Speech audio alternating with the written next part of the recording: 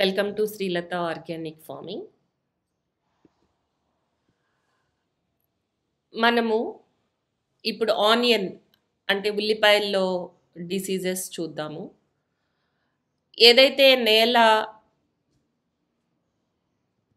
ఇప్పుడు పాడైపోయిందో అంటే భూమి ఉపయోగకరమైన సూక్ష్మజీవులు అన్నీ పోవడం వలన ఏవైతే సూక్ష్మజీవులు జబ్బులు కలగజేస్తాయో వాటి ఉధృతి పెరగటం వలన ముఖ్యంగా ఏవైతే పంటలు భూమి లోపల ఉంటాయో బంగాళదుంపలు, ఉల్లిపాయలు, వీటి మీద ఇలాంటి పంటల మీద ఎఫెక్ట్ ఎక్కువ పడుతుంది. అందుకని నేను ముందుగా బంగాళదుంపల మీద చేశాము. ఏమేమి డిసీజెస్ బంగాళదుంపలకు వస్తున్నాయి, అవి ఎలా పంటని నాశనం చేస్తున్నాయి అనేది చూసాం. ఇప్పుడు ఉల్లిపాయలకి ఏవేవి జబ్బులు వస్తున్నాయి, అవి పంటని ఎట్లా నాశనం చేస్తున్నాయి. ఎందుకంటే మనము చూస్తూ ఉంటాం కదా, ఈ అండర్ గ్రౌండ్ అంటే భూమి లోపల ఉండే పంటలు ఏవైతే ఉంటాయో బంగాళదుంప, ఉల్లిపాయ ఇట్లాంటి వాటికి జబ్బు వచ్చేసి మొత్తము లోపల వెల్లుల్లికి కూడా అంతే. లోపలంతా పాడైపోయినా కూడా మనకి పైకి తెలియదు, మొక్క మీద ఒక్కొక్కసారి పైకి కనపడదు. మనం ఫైనల్గా అవి పంట కోతకు వచ్చినప్పుడు చూస్తే మొత్తం పాడైపోయి ఉంటుంది. అందుకని ఈ భూమి లోపల ఏవైతే పంటలు ఉంటాయో వాటికి వచ్చే జబ్బుల గురించి మనము ఎంతో జాగ్రత్తలు తీసుకోవాలి. ఒక్కసారి ఆ జబ్బు వచ్చిన తర్వాత కంట్రోల్ చేయడం అనేది చాలా కష్టం. అందుకని ముందే రాకుండా ఏమేం మెజర్స్ తీసుకోవాలి, ఎందుకంటే ఆర్గానిక్ ఫార్మింగ్లో మనం కెమికల్స్ వాడలేం కాబట్టి ఒకసారి జబ్బు వచ్చిన తర్వాత దాన్ని కంట్రోల్లోకి తేవడం అనేది రియల్గా అది ఇంపాసిబుల్, అది జరిగే పని కాదు.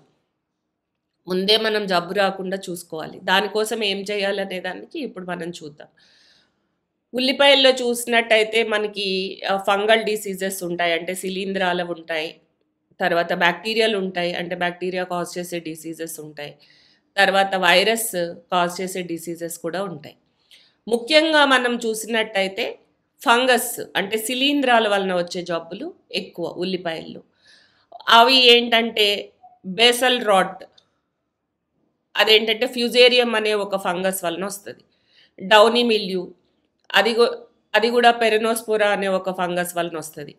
పిథియం రూట్ రాట్, ఈ పిథియం అనే ఒక ఫంగస్ వలన వస్తుంది. స్మట్ కూడా యూరోసిస్టిస్ అనే ఒక ఫంగస్ వలన వస్తుంది. White rot, purple బ్లాచ్. ఇవి ఫొటోస్ చూస్తేనే మనకి 1 by 1 అర్థమవుతాయి అన్నమాట. 1 by 1 మనం చూద్దాం. డాంపింగ్ ఆఫ్ అంటే మనము చూస్తూ ఉంటాము, ఉల్లిపాయలే కాదు బంగాళదుంపలే కాదు ప్రతి పంటలో కూడా, ఈవెన్ వెజిటేబుల్ క్రాప్ ఏదైనా కానీ మనం నారు పోసినప్పుడు నారు చచ్చిపోతూ ఉంటుంది. ఒక్కొక్కసారి మొలకెత్తకుండానే చచ్చిపోతూ ఉంటుంది, బయటకు మొలకలు రాకముందే చచ్చిపోతుంది. ఒక్కొక్కసారి మొలకెత్తి ఏదైతే భూమిలో నుంచి మొలక బయటకు వస్తుందో ఆ పాటలో నల్లగా అయిపోయి కాలర్ రాట్ అంటాం, కుళ్ళిపోయి చచ్చిపోతుంది. మొత్తం నారులో గుంపులుగా మొక్కలు చచ్చిపోతూ ఉంటాయి. దాన్ని మనం డాంపింగ్ ఆఫ్ అంటాం అనమాట. ఆ డాంపింగ్ ఆఫ్ దేని వలన రావచ్చు, ఫ్యూజేరియం వలన రావచ్చు, పిథియం వలన రావచ్చు, స్క్లిరోషియం వలన రావచ్చు, కొలెటోట్రైకం వలన రావచ్చు. ఎక్కువగా పిథియం అనే ఫంగస్ వలన ఈ డాంపింగ్ ఆఫ్ వస్తుంది అనమాట. ఈ డాంపింగ్ ఆఫ్ వచ్చేసి 2 రకాలు. ప్రీ ఎమర్జెన్స్ డాంపింగ్ ఆఫ్ అంటాం, అంటే అసలు మొక్క బయటకు రాకముందే, మనం నారు పోసిన మొక్క బయటకు రాకముందే డాంపింగ్ ఆఫ్ వచ్చేస్తుంది. దాన్ని ప్రీ ఎమర్జెన్స్ డాంపింగ్ ఆఫ్ అంటాము. అంటే మొలకే కుళ్ళిపోతుంది, మొలక బయటకు రాకముందే మొలక కుళ్ళిపోవడాన్ని ప్రీ ఎమర్జెన్స్ డాంపింగ్ ఆఫ్ అంటాం. పోస్ట్ ఎమర్జెన్స్ డాంపింగ్ ఆఫ్ అంటే మొలక పైకి వస్తుంది, కొంచెం పెరుగుతుంది, మొలక సీడ్లింగ్ కొంచెం పెరుగుతుంది, నారు పెరిగిన తర్వాత చచ్చిపోతుంది. దాన్ని పోస్ట్ ఎమర్జెన్స్ డాంపింగ్ ఆఫ్ అంటాం. డాంపింగ్ ఆఫ్ కంట్రోల్ చేయడం చాలా కష్టము. ఏంటంటే ఒకసారి వచ్చిందంటే మొక్కలు, నారు పోసిన మొక్కలు గుంపులుగా చనిపోతూ ఉంటాయి అన్నమాట.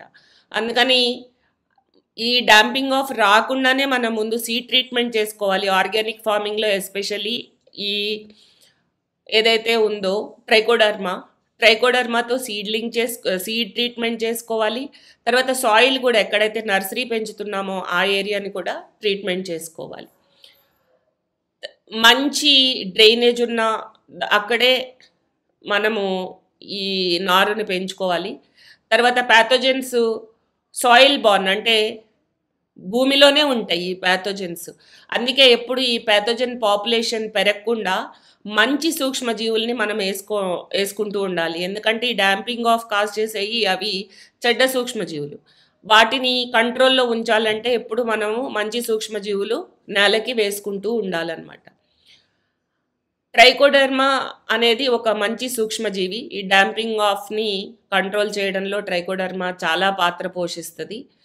ఒకే దగ్గర నర్సరీని అనేది ఎప్పుడూ పెంచకూడదు. ఉల్లిపాయలే కాదు, ఏ నర్సరీ అయినా కానీ ఒకే దగ్గర పెంచడం అనేది సజెస్టబుల్ కాదు. ఎందుకంటే అక్కడ కొంచెం డాంపింగ్ ఆఫ్ మిగిలిపోయినా కూడా అది మళ్ళీ నెక్స్ట్ సీజన్లో రావడానికి అవకాశం ఉంటుంది. తర్వాత సీడే కాదు, నర్సరీ పెంచే సాయిల్ని కూడా అంటే ఆ నేలని కూడా మనము ట్రైకోడర్మాతో ట్రీట్ చేసుకోవాలి. ఈ ట్రైకోడర్మా ఒక్కటే కాదండి, ట్రైకోడర్మా, సూడోమోనాస్, బయోఫెర్టిలైజర్స్, అజెటోబాక్టర్, అజోస్పైరల్లం అక్కర్లేదు ఇక్కడ, అజెటోబాక్టర్, పిఎస్బి, జెడ్ఎస్బి, కేఎంబి ఇలాంటివన్నీ కూడా వేసుకోవచ్చు. యూస్ఫుల్ మైక్రోబ్స్ అన్నీ కూడా వేసుకోవచ్చు. బట్ ఎగ్జాక్ట్ డిసీజ్ని కంట్రోల్లో ఉంచేదైతే మాత్రం ట్రైకోడర్మా కాబట్టి దాన్ని కంపల్సరీ వేసుకోవాలి. మరీ డిసీజు ప్రతి సంవత్సరం వస్తుంది అనుకోండి, నర్సరీ వేయాల్సిన ఏరియాని సోలరైజేషన్ చేసుకోవడం బెటర్. సోలరైజేషన్ అంటే ఏంటి? సూర్యరశ్మీకరణ. 250 గాజ్ పాలిథిన్ షీట్ని, ట్రాన్స్పరెంట్ పాలిథిన్ షీట్ అంటే నల్లదో అట్లాంటిది కాదు, నర్సరీ వేయటానికి 30 రోజుల ముందు ఆ నేల మీద కప్పాలి. నర్సరీ ఎప్పుడైనా మనం జనరల్గా ఖరీఫ్ సీజన్లో గ్రో చేసుకునేటట్టయితే కనుక వేసవకాలంలో కప్పుకోవాలి. వేసవకాలం అంటే ఎండ ఉన్నప్పుడు ఈ సోలరైజేషన్ బాగా జరుగుతుంది. రబీ సీజన్లో నర్సరీ గ్రో చేసుకోవాలంటే కూడా కొంచెము చల్లబడే ముందే, కొంచెం బాగా ఎండగా ఉన్నప్పుడే సోలరైజేషన్ చేసుకోవడం మంచిది. 30 రోజుల ముందు పాలిథిన్ షీట్ వేసేసి తర్వాత తీసేస్తే కింద నేల అంతా సూర్యరశ్మీకరణ అయి ఉంటుంది. ట్రైకోడర్మా విరిడిని మాత్రం మర్చిపోకూడదు. సాయిల్ ట్రీట్మెంట్కి కానీ సీడ్ ట్రీట్మెంట్కి కానీ ట్రైకోడర్మా విరిడేన్ అయితే అస్సలే మర్చిపోకూడదు. మనం తర్వాత సెషన్లో పర్పుల్ బ్లాచ్ ఇంకొక జబ్బు గురించి చూద్దాము. Thank you. Signing off Srilatha.